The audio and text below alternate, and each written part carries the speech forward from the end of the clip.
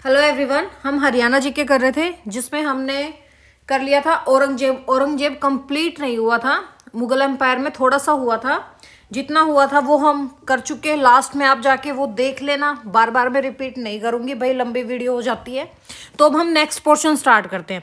देखो, जैसे हमने कल कर लिया था कि भाई कैसे कैसे ये भाई 1658 में अपने गद्दी पे बैठता है, क्या चीज़ें किस टाइम हुई, दारा शिकोह को कैसे किया भाई, इनका जो भाई था मुराद बख्श उसके साथ क्या किया, सुजू के साथ क्या किया, या भाई अपने पिता शाहजहां के साथ क्या किया, ये हम लास्ट वीडियो में कर चुके।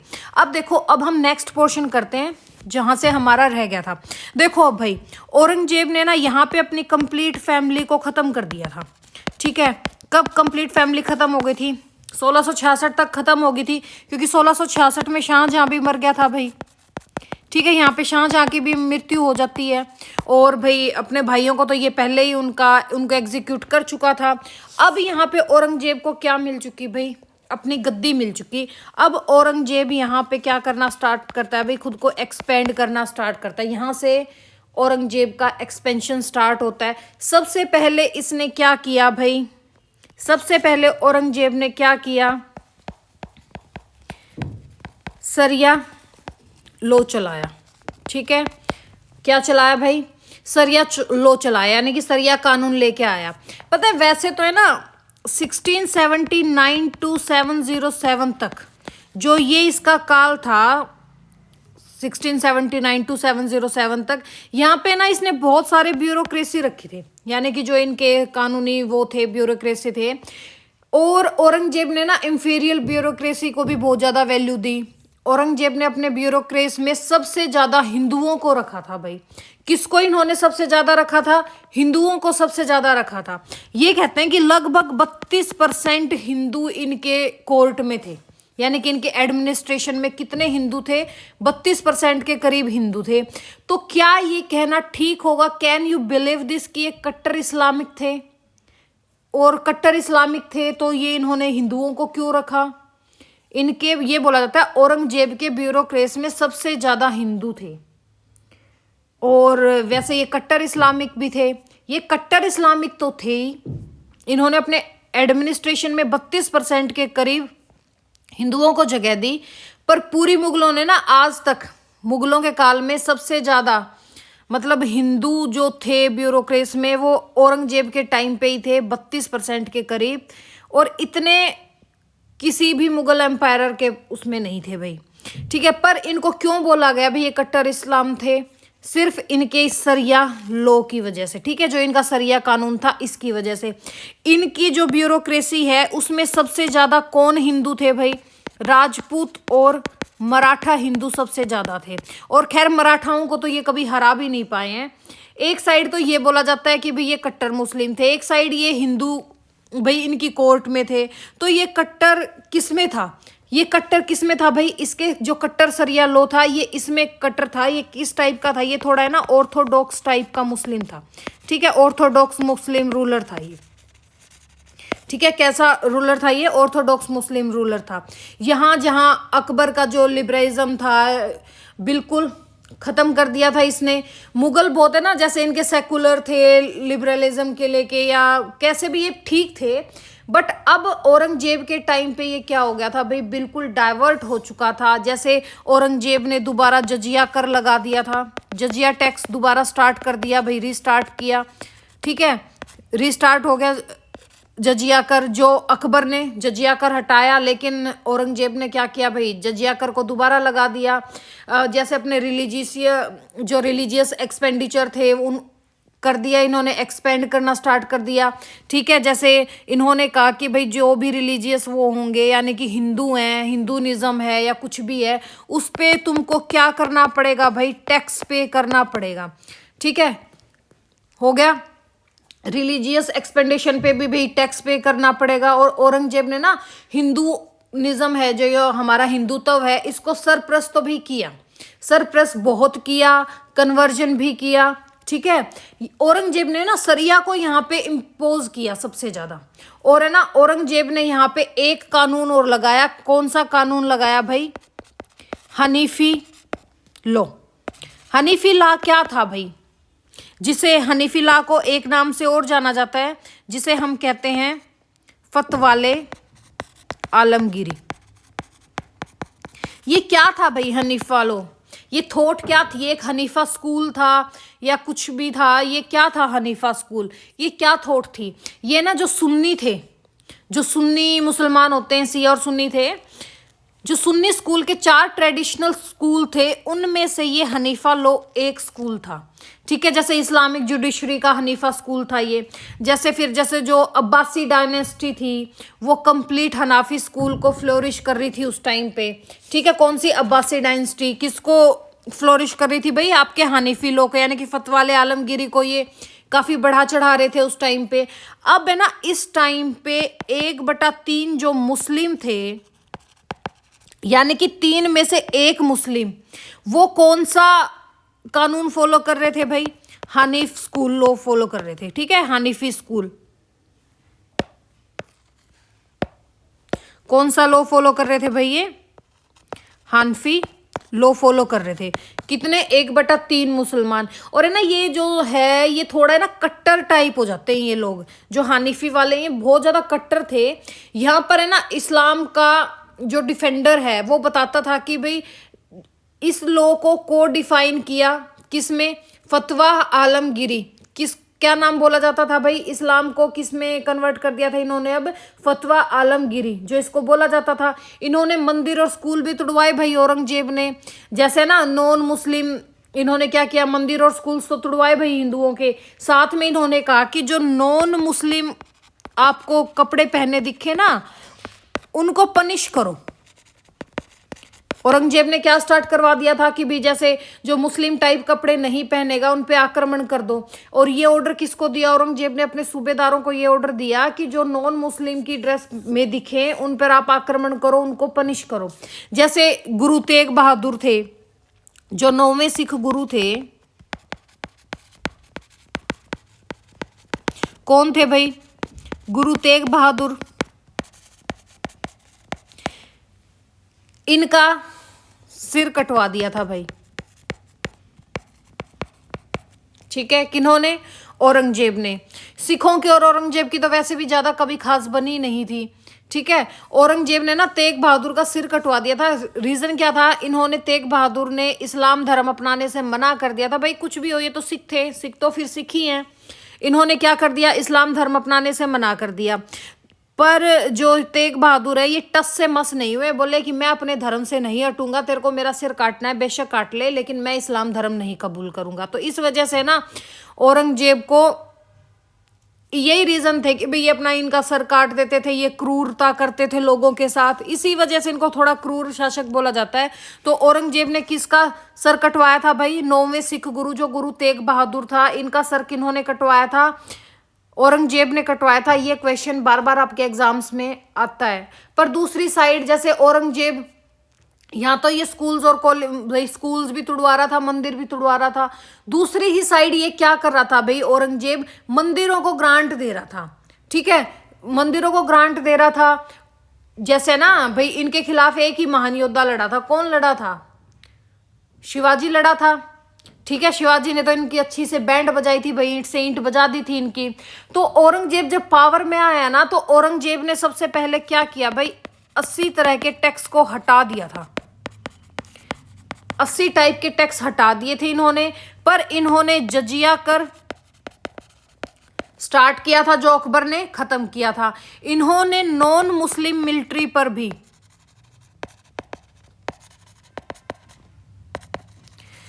टैक्स लगाया।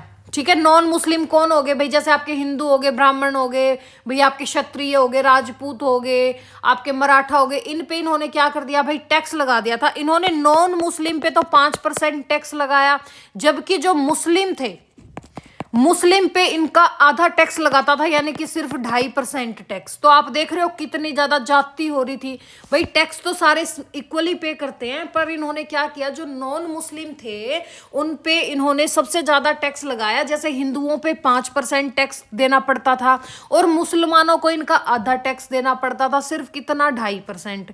अब देखो, एक साइड ये तुड़वा भी रहा था, दूसरी साइड ये मंदिर मस्जिदों को जगह यानी कि लैंड ग्रांट्स कर रहा था, चंदा दे रहा था, सब चीज दे रहा था। तो यहाँ से ये भी शो होता है कि ये कहीं ना कहीं एक रिलीजियस टाइप राजा भी था भैया, क्योंकि ग्रांट भी दे रहा है सब चीजों को। ऑन द अदर हैंड इसने मंदिरों का डिस्ट्रक्शन भी किया, ग्रांट भी दे रहा है, डिस्ट्रक्शन भी कर रहा है। इन्होंने ना फरमान जारी किया कि ना तुम मठ भी बनाओ, तुम चिश्ती भी बनाओ, तुम गुरुद्वारे भी बनाओ। ठीक है, इन्होंने क्या फरमान जारी किए भाई कि ना तुम मठ भी बनाओ, तुम चिश्तियां भी बनवाओ, गुरुद्वारे भी बनवाओ। जैसा देहरादून में इन्होंने गुरुद्वारा बनवाया था, गुरुद्वारे भी बनवाओ भाई। और जैसे इन्होंने ना महाकालेश्वर जो आपका उज्जैन में मंदिर है, यहां पे इन्होंने ग्रांट भी दी भाई। ठीक है, जैसे देहरादून के गुरुद्वारा में दिया, जैसे उमाचंद के टेम्पल में, ठीक है, उमाचंद टेम्पल, ठीक है, जैसे बालाजी टेम्पल, यहां पे इन्होंने चंदे भी दिए।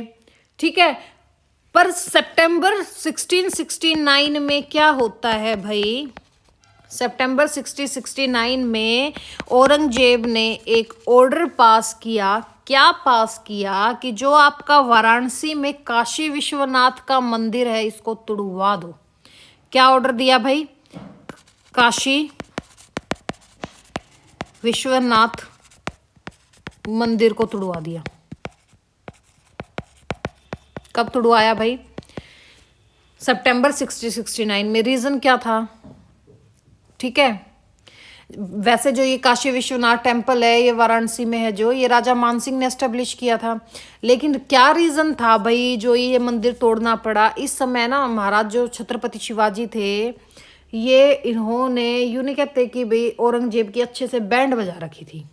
ठीक है, इनके ऊपर इतने चढ़े हुए थे। जैसे ही औरंगजेब को ये पता चला कि इस मंदिर के द्वारा ही शिवाजी भागा था, एस्केप किए गए थे, तो इन्होंने क्या किया भाई, मंदिर को ही तोड़वा दिया। ठीक है, औरंगजेब ने क्या किया, मंदिर को तोड़वा दिया। फिर जैसे मथुरा में जाट रिबेलियन स्टार्ट हुआ था। ठीक है, मथुरा में क्या हुआ भाई, जाटों का विद्रोह स्टार्ट हो गया था। कहाँ हुआ था भाई, मथुरा में हुआ। तब भी औरंगजेब ने क्या किया भाई, यहाँ पे एक केशव टेम्पल था, पहले तो इस विद्रोह को भी दबाया और यहाँ पे केशव टेम्पल को तुड़वाया। ठीक है, केशव टेम्पल तुड़वा दिया। फिर जहां जहां भी विद्रोह होते गए, चाहे वो हिंदू हुआ या मुस्लिमों ने विद्रोह किया, कहीं पे भी विद्रोह किया, औरंगजेब ने वो सारी चीज तुड़वाई। जैसे इन्होंने चित्तौड़गढ़ का भी टेम्पल तुड़वाया, खंदेल में तुड़वाया, उदयपुर में तुड़वाया भाई, जोधपुर में तुड़वाया, गोलकुंडा में जामा मस्जिद तुड़वाई। अब आप सोचोगे जामा मस्जिद को क्यों तुड़वाई भाई, उसका रीजन यही था कि औरंगजेब का सीधा सा एक ही फंडा था, तुम हमारे साथ हो तो ठीक हो और हमारे खिलाफ हो तो भाई या तो हमारे साथ रहो या हमारे खिलाफ रहो। खिलाफ हो चाहे हिंदू हो चाहे मुसलमान हो, आई डोंट केयर। ठीक है, मैं करूंगा। तो इस वजह से औरंगजेब ने गोलकुंडा का जामा मस्जिद भी तुड़वाई भाई। ठीक है, ये भी किसने तुड़वाई, औरंगजेब ने तुड़वाई। ठीक है, जैसे फिर है ना बनारस में क्या किया भाई, बनारस में ना सरिया इन्वोक कर दिया भाई, सरिया लॉ को इन्वोक किया। ठीक है, और बोला कि हिंदुओं को यहाँ पे ना स्ट्रिक्ट प्रोटेक्शन दी जाएगी और आपके मंदिर नहीं तोड़े जाएंगे, ये बनारस में बोला इन्होंने। और फिर इनके एग्जीक्यूशंस देखो, इन्होंने दारा शिको अपना भाई जो मुराद बख्श है, दारा शिको हो गया भाई। फिर इसका जो एक और भाई था सुजू था, उनको भी एग्जीक्यूट किया। गुरु तेग बहादुर को भी एग्जीक्यूट किया भाई, महाराजा शिवाजी को भी इन्होंने एग्जीक्यूट किया। और कुछ मुस्लिम शासक थे जिनको इन्होंने अच्छे क्रूरता से एग्जीक्यूट किया भाई, क्रूरता से उनको मारा था। जैसे 1675 में क्या हुआ था भाई, 1675 में जो आपके गुरु तेग बहादुर थे, इनको बुला लिया अपने दिल्ली महल में बुला लिया। और है ना वहां पे औरंगजेब को पता चलता है कि भाई तेग बहादुर, आपके जो गुरु तेग बहादुर है, इन पे आरोप लगाया गया कि इन्होंने ना इस्लाम धर्म की अवहेलना की। ठीक है, कि भाई इस्लाम धर्म को मान नहीं रहे या उसके खिलाफ बोल रहे हैं भाई, इनको इस चीज का इनके ऊपर आरोप लगाया गया गुरु तेग बहादुर के ऊपर। तब यहाँ पे क्या किया भाई, गुरु तेग बहादुर को एग्जीक्यूट कर दिया। जैसे है ना जो 32वें आपके दाई अल मुल्ताक अब्सोल्यूट मिशनरी दाऊदी बोहरा थे, जो सेट ऑफ मुस्लिम था, उनको भी इन्होंने एग्जीक्यूट किया। किसको किया भाई? 32वें दाई अल मुल्ताक एब्सोल्यूट मिशनरी, ठीक है, जो दाऊदी बोहरा थे, सेट ऑफ मुस्लिम्स थे, उनको इन्होंने एग्जीक्यूट किया, जो उस टाइम गुजरात के गवर्नर थे भाई। ठीक है, फिर है ना मुगल एम्पायर कहाँ कहाँ इन्होंने एक्सपेंड किया, जैसे इन्होंने कंप्लीट साउथ का एरिया भी एक्सपेंड किया था। ठीक है, ये ना ईस्ट की साइड भी गए, जहाँ पे आपकी कौन सी जाति रहती थी भाई? अहोम जाति रहती थी। ठीक है, पर है ना इनके उसमें देखोगे इन्होंने लद्दाख को भी अपने एरिया में कर लिया था, कंधार को कर लिया था भाई। ठीक है, ऑलमोस्ट इंडिया पे इनका कब्जा हो गया था। मराठे थे जो औरंगजेब से कभी नहीं जीत पाए। ठीक है, मराठों से औरंगजेब कभी जीत नहीं पाया था भाई। और शिवाजी ने तो इनकी जो बैंड बजा रखी थी वो मैं बार बार मैं आपको बता ही चुकी हूँ कि काफी वो हुआ था। जैसे जाटों ने अपना जो आपका उदयपुर है ये स्वतंत्र करवाया था इनसे विद्रोह करके। 1664 में औरंगजेब ने ना श्रेष्ठ खान को बंगाल का गवर्नर बना दिया था। ठीक है, बंगाल का गवर्नर किसको बनाया या सूबेदार किसको बनाया? श्रेष्ठ खान को बनाया। कब बनाया? 1664 में।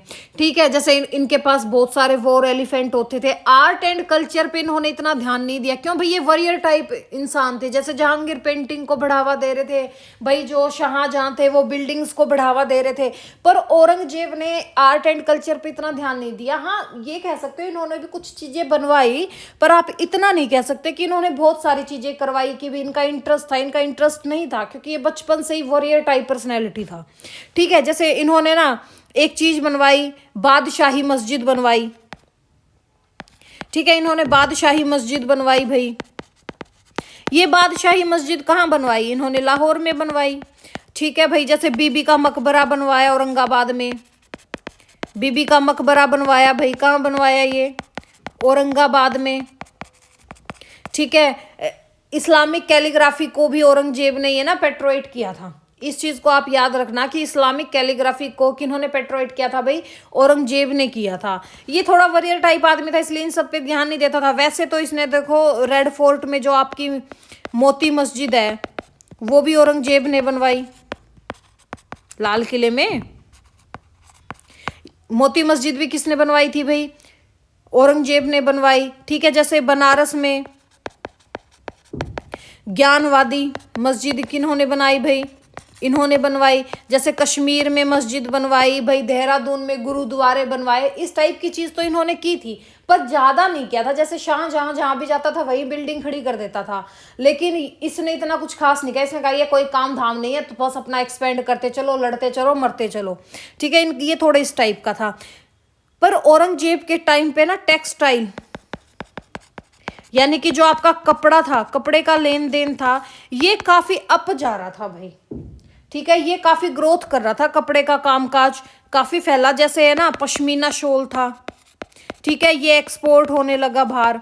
जो आपके पैठानी थे वो बहुत ज्यादा एक्सपेंड किया उन्होंने में। ठीक है, जैसे मुशरू था, और है ना ये पश्मीना शॉल, पैठानी, मुशरू और हिमरू, ये ना आपके एग्जाम्स में अब आपको देखने को मिलते हैं।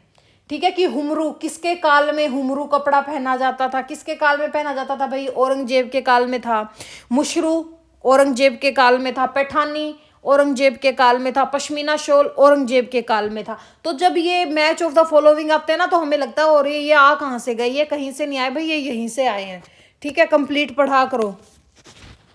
ठीक है, तो इनके टाइम पे कौन कौन से टेक्सटाइल का काम स्टार्ट हुआ भाई? जैसे पश्मीना शॉल था, पैठानी था, मुशरू था, हिमरू था, ये सब चीज काफी अप जा रहे थे। इनसे ना इनके फॉरेन रिलेशंस भी काफी अच्छे थे। वैसे ना ये कहते हैं अरबों के साथ भाई इनके भाई रिलेशंस अच्छे थे। क्यों? क्यों ये भी कट्टर इस्लामिक थे और वो तो इस्लामिक कंट्री थी। पर है ना जो उस्बेक रूलर था, उस्बेक रूलर के साथ इनका, हम जैसे हिस्ट्री पढ़ते हैं तो उसमें देखने को मिलता है कि उस्बेक के साथ इनके अच्छे रूल नहीं थे। वहीं जैसे सफ़ा डायनेस्टी थी, उनके साथ इनके रिलेशन थोड़े टेंस्ड ही चलते थे, क्योंकि औरंगजेब को इनसे हमेशा खतरा रहता था। किनसे? सफ़ा डायनेस्टी से। वहीं अभी जैसे भाई ब्रिटिश ईस्ट इंडिया कंपनी भी आ रही थी। ईस्ट इंडिया कंपनी भाई आ चुकी थी भारत में। कब आ चुकी थी? 1600 के आसपास तो आ ही चुकी थी। ये भी मैं आपको करवाऊंगी, इसमें औरंगजेब का भाई क्या था, शाहजहां, जहांगीर, अकबर, ये सारी चीज मैं आपको करवाऊंगी। ब्रिटिश ईस्ट इंडिया कंपनी हो गई या डच हो गए या पुर्तगाल हो गए, कैसे इनके साथ इनका भी सिस्टम था, वो भी मैं आपको एक वीडियो में करवाऊंगी। ठीक है भाई, ईस्ट इंडिया कंपनी के साथ इनके अच्छे रिलेशन थे। फिर देखो भाई, सबसे ज्यादा इनके टाइम पे रिबेलियन हुए, विद्रोह हुए। क्यों भाई? कट्टर था ये, हिंदू मुस्लिम इसने स्टार्ट कर दिया था भाई, हिंदुओं को कन्वर्ट करना स्टार्ट कर दिया था मुस्लिम धर्म में। ठीक है, तो सबसे पहले ना जाटों ने विद्रोह किया। सबसे पहले किन्होंने विद्रोह किया भाई? जाटों ने विद्रोह कब किया? 1669 में विद्रोह किया। कहाँ किया? भरतपुर में विद्रोह हुआ था ये। ठीक है, भरतपुर को इन्होंने स्वतंत्र करवा लिया था। किन्होंने स्वतंत्र करवा लिया था भाई? जाटों ने करवा लिया था। सबसे पहले विद्रोह किया किन्होंने किया? जाटों ने किया। 1669 में भरतपुर में हुआ ये, और अपना स्वतंत्र करवा लिया था। जैसे 1659 में भाई शिवाजी भी इन पे सरप्राइज अटैक किए ही जा रहे थे, अच्छे से इनकी बैंड बजा रहे थे, शिवाजी ने किया भाई। ठीक है, जैसे फिर 1671 में भाई बैटल ऑफ सराय घाट हुई थी। सराय घाट का पता है ना भाई, ये बहुत जबरदस्त लड़ाई थी। ये कहाँ था भाई? आपके ये असम एरिया में हुआ था, जहाँ पे आपका कौन सा किंगडम था? अहोम किंगडम था। अहोम किंगडम ने ना पता है कब से कब तक शासन किया था? 1228 से लेकर 1826 तक इन्हीं का शासन चल रहा था यहाँ पे।